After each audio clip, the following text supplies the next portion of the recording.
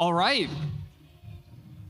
So we're going to focus on consumer adoption today, Web3 adoption. Obviously, crypto has been around for over a decade at this point, but still pushing on many fronts in terms of using it every single day. So, I would love it if y'all could start off with a short introduction, and really my first question, and I think this is a great one, like if you guys could pinpoint one thing that is going to bring crypto into the mainstream for good, what would that be?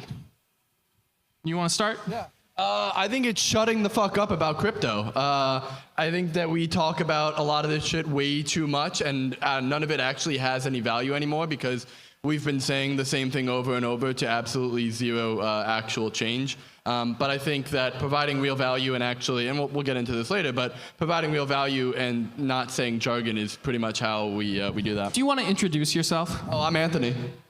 Do you want to say who you're with and what you do? Yeah, so hey, my name is Anthony. I go by Burnt Banksy online. Back in 2021, I broke the NFT record for highest average priced NFT sold, built the first NFT collection standard for Solana. Then we raised $36 million to build Zion. Now we have about 1 million monthly active users, work with brands like Uber, Amazon, Nike, and we're trying to shut the fuck up about crypto. What a intro. Not as good as yours, dude. Did you see the walk-in? That was. At least you broke the ice with like cursing, so now I feel more comfortable being myself now. Yeah. Hi everybody. Tristan Thompson here. 14 plus years in NBA. One of the co-founders of Basketball.Fun. Super excited to be here.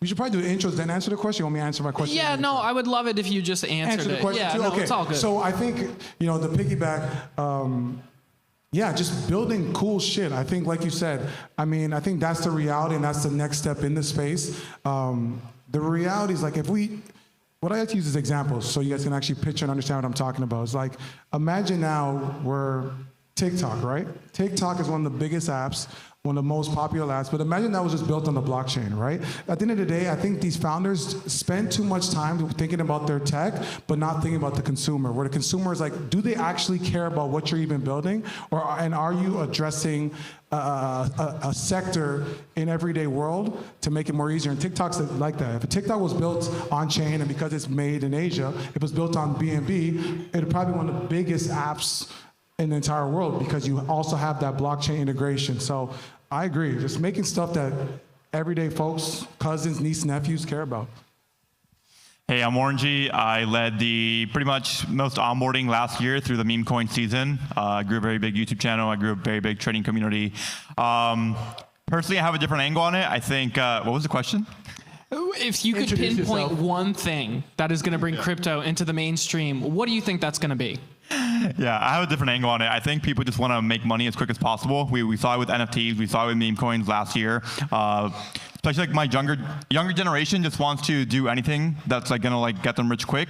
And the more opportunities we have, like NFTs, like meme coins, they kind of like get lured in to like thinking, maybe this is how I can get rich quick. It happened to me last cycle. NFTs brought me in. I didn't get rich quick, but I stuck around, built in the bear, and met a lot of cool people. And then I performed in my second cycle. So, yeah. I can tell by your watch, you performed very well with the meme coins. Aha. Hi, guys. It looks like his microphone doesn't work. Orangey? Seems like mine's off. But yeah, my name is Justin. I am the executive director at the Say Development Foundation. Say Development Foundation is a nonprofit dedicated to the acceleration and adoption of the Say protocol. What is Say? Say is a blockchain designed for fast, cheap financial transactions. It combines the performance of something like Solana with the network effects of Ethereum. And as far as what I think really leads to that mainstream moment for crypto, I think it's pretty straightforward. It really is a breakout consumer application, right? So you have numerous people who have tried different things in crypto, social apps, games, you name it. I think when you look at what really kind of penetrates the masses and what penetrates the culture, it has to be something that millions of people can use and is easily understandable by the masses, right? So I love things like perpetuals trading. I like all of these things that we keep talking about in crypto, but a lot of this stuff really has to sit in a place where consumers can interact with it on a daily basis if we want to penetrate into the mainstream. Justin, I think you bring up a really good point there. You know, when you talk about how Say is sort of designed with consumer applications in mind, first thing that pops into mind, right? Solana meme coins, Orangey, like the user experience of trading a Solana meme coin that you would see like last year, like a lot of people like would turn the clock back 5 years and say like it's completely different in terms of just the idea of like how quickly a meme coin could go to market, or even like the idea that you're swapping in and out of different meme coins so seamlessly. So, I mean, I feel like you would be able to speak about how the user experience has improved to the point where someone with little to no experience can actually get their feet wet a little bit. Yeah, so Pump Fund came out last year. For anyone who doesn't know, Pump Fund is #1 meme coin launchpad in the world. Billions of meme coins launched on there. And about a year and a half ago, I was still trading meme coins on this platform called Photon, and I was trading, you know, brand new meme coins being created on Radium's liquidity pools, and I was getting honeypotted and rug pulled, and they pull liquidity on me. Anyways, just losing a lot of money. And then Pump Fund came out, and they made it so people like can't. Like you can still lose money, but they can't like literally like rug the chart. You can't get stuck on a honeypot, and that was like the first game changer, right? That was one launchpad made a year ago, and now we've had like maybe 100+ launchpads just copy what they do, and yeah, things change quick. Yeah, and you know what? I'm thinking of South Park, right? Because South Park put out this episode recently that had a meme coin in it. Like they launch a meme coin to try to save the town, and you know, I forget who it was on crypto Twitter, but they're sort of saying that like, oh my gosh, like had this launched when the trenches were hot. That was me. That was you. Okay, it was. You were saying this would easily be 100 million token, you know, if we turn the clocks back maybe like 6 months, 8 months, something like that. How can we have consumer adoption when crypto is so tied to market cycles? I mean, it's not like people stopped using Pump Fund, right? People are still using like these apps every single day. I don't know. I don't really think it's like that big of a deal, right? People come and go, and like they'll use certain things when it's hot. You know, like people are buying less stocks when prices are like lower. You know, or maybe a bad example, but you know, like it's just it is what it is. Sure. And I think just to add to that, like crypto doesn't inherently go down. Like just because prices are down, like yeah, maybe there's less traders, but you talk about building, like there's definitely probably more builders that come in who aren't trying to rug pull. So I think that like, yeah, maybe there's less NFTs, there's less, I mean, the same shit every fucking year since like 2016. You had the ICO boom and bust, you then had, you know, the NFT boom and bust, and then you had meme coin boom and bust, and now whatever the fuck's happening with RWAs. Same shit. Interesting. I mean, you know, so one of the things that is really important to stop and consider is how tech and culture are more intertwined than ever these days. And meme coins in like an ideal world are like these cultural phenomenon. Like, how do you think culture is leading crypto adoptions in some ways? And, you know, like, do we feel like this is getting just more like commonplace over time? I mean, listen, the reality is that culture moves everything. It's not even just crypto. Culture moves the Web2 community, everything in general, right? A very easy example, which I'll use for the Web2 audience, is very simple. Back in the 90s, when guys used to get to the NBA, they would get high 7-figure shoe deals from Nike, right? But now, if you look at it, if you look at all the big shoe contracts, they're allocating that money to the Travis Scotts of the world, the Jack Harlows, the Tyler, the Creator, because they realize that athletes aren't moving. They don't control the culture enough to force people to go to Foot Locker and go on these shelves and buy the shoe, which moves the needles of people that are actually the culture, the space. And to be honest, Orangey is actually a byproduct of that from the Web3 space, right? And for Web3, it's about the creators, it's about the streamers, and Orangey's a byproduct of that, where he is basically the trend for all these young kids looking up on what's next, right? And I think that's how we got to approach this. We're called, like, especially what I tell a lot of founders is that I say every time, like, your idea is great. What you're trying to do is great. You're going to solve a problem in the real world. But at the end of the day, if you don't have the right culture guys that can move the needle and create the mass adoption and user acquisition, then you're going to fall flat, because that's what it's all about. I mean, think about it. CZ's his own fucking KOL, and he's the best. He's one of the best at it. But he realized he controls the culture. He grabs everyone's ear. And like you guys are the same thing in this space. So it's very important. And I think the sooner that Web3 understands that, the quicker everyone's gonna get to the holy grail of what everyone's goals are, of Bitcoin being $1 million. Anyone want to jump in on that? Yeah, I mean, one thing I'll just add there to Tristan's point is that culture is constantly evolving, right? So rather than thinking of it as a static thing where there's this hierarchy and it always looks one way, we have to notice that there is inherent change that happens year over year, right? If you thought 15 years ago that esports streamers would be some of the highest paid athletes in the world, like no one would believe you, right? So I think similarly, we see the same things happen in crypto. We see the same things happen in every market, right? Where as markets evolve, you have a different sense of what culture looks like, and culture has a different impact. And this culture might be more so about meme coins or NFTs, and maybe tomorrow it's about something else. I think people usually have a pretty short attention span for the most part. I know, like, within the crypto industry, like, it was like a year and a half ago, like, hamster racing all of a sudden was like something that people were obsessed about for a week until they realized, like, oh, maybe the hamster racing games are being rigged or something like that. And, you know, I talked about the South Park episode earlier, but when I think of culture, you know, I think of things like Fortnite sometimes, right? Fortnite being so big and popular, right? They had their own almost like crypto subplot at one point within the past couple of years where it was like a scammer who had created his own fake crypto token.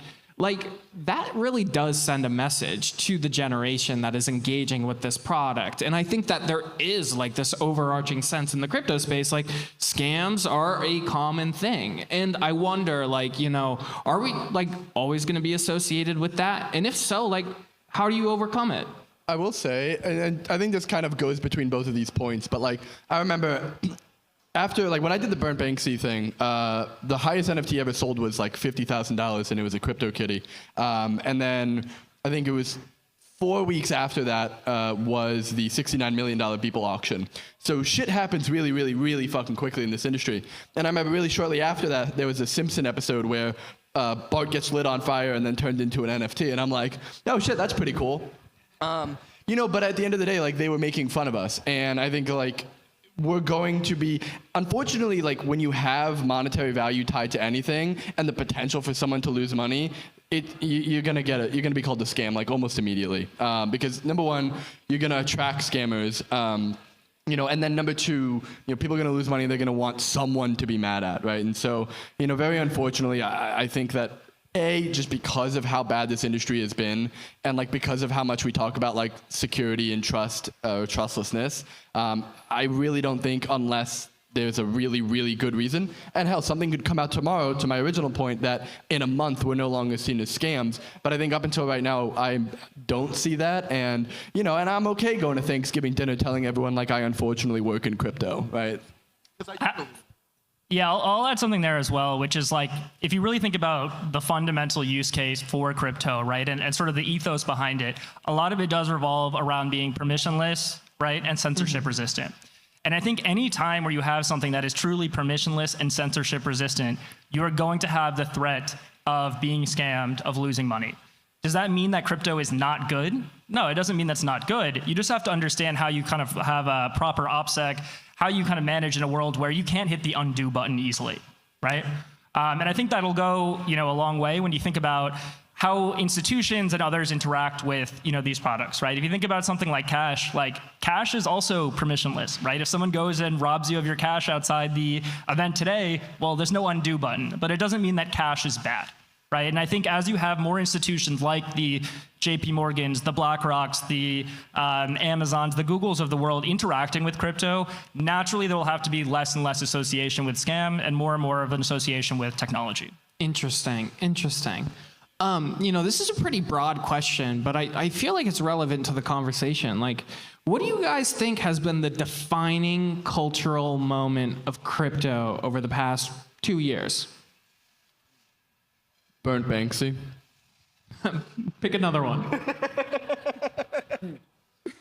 Defining moment. Oh, I mean, Like a defining moment, like when you look back the on Terror crash. The Terror crash happened in 2022, so I think it might be a little over 2 years ago. I think meme coins, personally. Yeah, is there a particular meme coin that you think about? Trump? Yeah, right? Like, I do think like that was like one of these moments where it's like the most powerful man in the world, the soon to be most powerful man in the world, is like presumably bringing like hundreds of thousands of people into this industry. 800K. 800,000 people were like It's actually not that many people if you think about it. A lot more people heard about the coin than bought the coin, but yeah. Okay. It brought a lot of volume.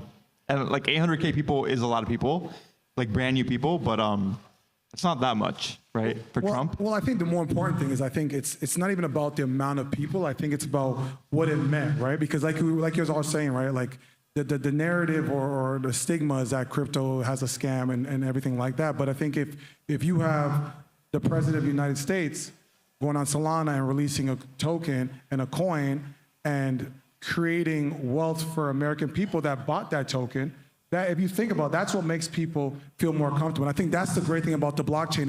It's money in, money out, right? If I go to the bank right now and I send a wire, I got to wait 3 days, 4 days. Make that just because of the banks and institutions have trained our brain to say that's okay for you to hold my money because you probably don't have my money anyways to send it, so you're going to collect it or sell stocks or wherever you're getting the money from the reserve. But with crypto, it's money in, money out, where you can see the transaction, you have the transaction history, you know where your money's sitting in a vault. So I think for the people from the Web2 community, if they have that user experience where it's seamless, easy, click, receipts, everything shown on chain, that is the power of what's gonna make people feel like I can be a part of this journey and be a part of crypto, right? Because at the end of the day, the reality is this: you have good cops, bad cops, good teachers, bad teachers, great doctors, bad doctors. But at the end of the day, if everything is permissionless and everything's on chain and you can view it, that for me, if I'm sitting with my cousin that knows nothing about crypto, that makes him feel more comfortable, right? So I think that's how we're gonna change this stigma.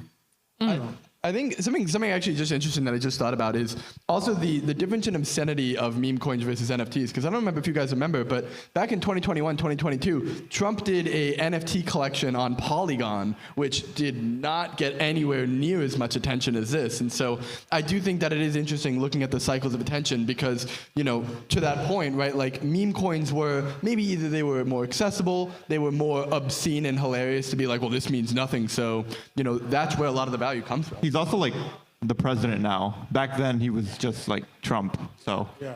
It's a good point. different. You know, Anthony, you mentioned like previous boom and bust cycles and, you know, how they brought people in and people, you know, left as that cooled off. You talk about tokenization sort of being like the big sort of like maybe consumer adoption hot ball of money this cycle around. Like, how do you see consumers engaging with something like tokenization? Fuck. I mean, I think most of it is bullshit. You know, like, shocker, that's my answer here. But like, you know, you have like real estate coming on chain and you have debt coming on chain and you have a lot of people who are like, cool. Like, you know, I mean, very, you know, fortunately, very unfortunately, I should say, like a lot of America and especially the world is not financially literate. And so it's like, we're providing very sophisticated solutions to problems that just genuinely aren't existing. And I think we're really, really over-solving it. But I think that, like, the thing that tokenization does, if we would shut the fuck up about it and just do it, is it standardizes thing, and I think it's just a new way of standardizing thing, but it does it in a global first setting so that theoretically, if people did want something and not the crap that most people are selling, theoretically, if they did want that, they could buy that. But we need to actually get people what they want. If I think of killer consumer crypto apps that we've seen within the past couple of years, Pumped Out Fun, obviously, right? The other one, Prediction markets. obviously, dude, Orangey reading my mind over here. But like Polymarket, right? Where it's like, dude, Polymarket last year went from being something that people looked at with skeptical eyes, you know, sort of saying like, hey, maybe this is being manipulated here. We don't know if we can trust something like this as an accurate source of information. I mean, like Google came out today and said that they were going to integrate Polymarket into Google And search Kalshi. results, right? And Kalshi. And Kalshi, right? And so like, I know what badge you have. Exactly. He's got the Kalshi badge. I mean, like, but for real, guys, when we think about like consumer culture and prediction markets can be made up around anything, right? And so in that sense, like, I would be curious, like, how do you guys see prediction markets and culture in, you know, maybe different or similar ways to culture and meme coins? To throw an annoying stick in the mud, technically Augur was the first prediction market and Yes. the first ever application on crypto. So I'll give you a curveball. Why didn't it catch on? Augur, I mean, I like the team. Realistically, why I don't think Augur caught on was because there was a ton of legal risk, which is why Polymarket and Chain took that. But I think the UX was absolute dog shit at the time, so no one like really could. Took like a week to bridge over to Polygon. It was absolutely awful. And I think like very, very recently, UX started getting not absolutely terrible, which is like the only reason people were able to finally start getting onboarded. I would argue there was another catalyst as well, which was I think pretty obvious to most people in terms of volume, which was the election, right? So this ability that you had to wager on something that was highly, highly controversial, that was very hotly contested, that was very divisive, right? And being able to have that ability to put your money where your mouth is on something like an election was a massive breakthrough. I mean, they called it 2 days ago. They were the first people to report who won the New York major. So, yeah, it's the new news. Well, yeah, I think that just shows you the power of a community coming together with the same belief, right? If a group of people can come together with the same idea, same conviction, and drive, that can allow others to join, the results actually show. And like you said, it showed with the mayor of New York, it showed with Trump. And, I think that's also why with basketball is fun. That's why we're creating this, right? So, I'm kind of thinking out loud here, right? But when I think about prediction markets, like these things, like you're betting against other people in these markets, and nobody is under the impression that they're not, I think when it comes to things like meme coins or it comes to NFTs, there's this idea is like you buy it and you like pray that it goes up, right? I think prediction markets are like taking that like it a step further in a way where there's actually like clear social sort of like dynamics that weren't there in previous cycles. What do you guys think? Yeah, I mean, I think one thing that's really interesting about prediction markets is that research is a massive, massive piece of it. And one of the biggest benefits of prediction markets is you have this incentive for people to do a super, super deep dive. And I was at a conference not too long ago in New York, and Shane was talking about how one of the big catalysts for Polymarket was that there was this trader in France, or he was a French trader living in the US, I don't know where he was based, who did a massive amount of research, running private polling, right? Doing all of these things that no one would normally do just to be able to talk to their friends and say, oh, I'm right. But they would do it if there's 90 million bucks on the line, right?